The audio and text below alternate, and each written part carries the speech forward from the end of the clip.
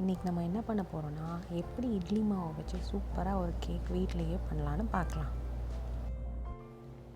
ஒரு மிக்சிங் பவுலில் 2 கப் இட்லி மாவு எடுத்துக்கோங்க.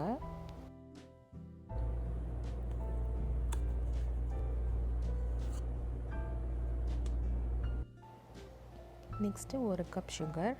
நான் வந்து ப்ரௌன் சுகர் ஆட் பண்ணுறேன். நீங்கள் வந்து ஒயிட் சுகர் ஆட் பண்ணுறீங்கன்னா அதை வந்து பவுடர் பண்ணிவிட்டு ஆட் பண்ணிக்கோங்க.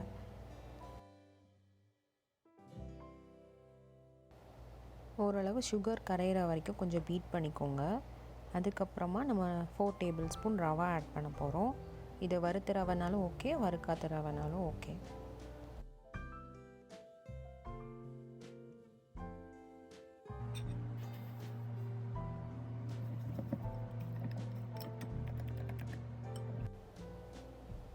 நெக்ஸ்ட்டு 2 டேபிள் ஸ்பூன் நெய் ஆட் பண்ணலாம்.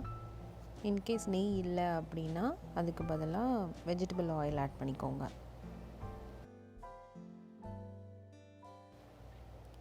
Next 1 teaspoon baking powder. Baking powder இல்லைன்னா பேக்கிங் சோடா அதுக்கு பதிலாக ஆட் பண்ணிக்கோங்க. அடுத்து 1 டீஸ்பூன் வெனிலா எசன்ஸ். இப்போது இது எல்லாத்தையும் சேர்த்து நல்லா கலந்து விட்டுடலாம். நெக்ஸ்ட்டு நட்ஸ் ஆட் பண்ண போகிறோம். நான் வந்து இன்றைக்கி வால்நட்ஸ், பீக்கன்ஸ் அப்புறம் ஆல்மண்ட்ஸ் ஆட் பண்ண போகிறேன். உங்கள்கிட்ட என்ன நட்ஸ் வீட்டில் இருக்கோ அதை வந்து ஆட் பண்ணிக்கோங்க.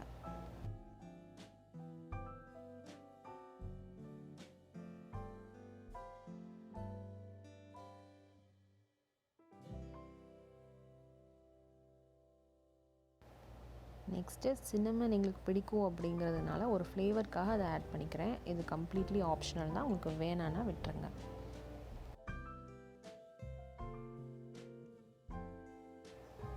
நெக்ஸ்ட்டு உங்கள் அவனில் 350 டிகிரி செட் பண்ணி ப்ரீ ஹீட் மோடில் வச்சுருங்க.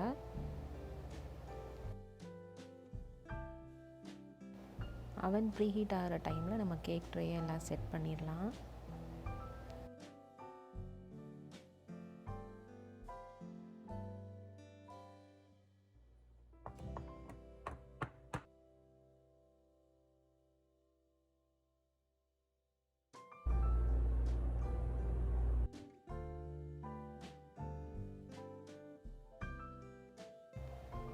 கேக் ட்ரேயை அவனில் வச்சுட்டு 25 மினிட்ஸ் டைமர் செட் பண்ணி எடுத்துடுங்க.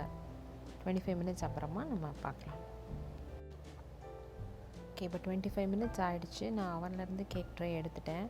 பாருங்கள் எவ்வளோ அழகாக இருக்குது பார்க்குறதுக்கு.